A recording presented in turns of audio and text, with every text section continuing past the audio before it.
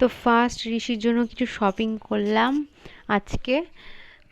মোটামুটি ওই 1.5 মাস হয়ে গেছে, তো ওর জন্য কিছু শপিং করলাম। তো চলো দেখো, ফার্স্টে হচ্ছে ড্রাই শিট। তো এটা অনেকদিন ধরেই ভেবেছিলাম নেব নেব, তো ফ্লিপকার্ট থেকে নেব না গোয়া থেকে নেব। তো এটা আমি নিয়ে আসলাম দোকান থেকে, এটা নেভি ব্লু কালারে। তো দেখা যাক এটা কীরকম অ্যাবজর্বেশন মানে ক্ষমতা আর কি, তারপরে বড়টা কিনবো। ফার্স্টে ছোটোটাই নিলাম, এটা 99 নিয়েছে। এই যে ড্রাই শিট, তো দেখা যাক কি হয়।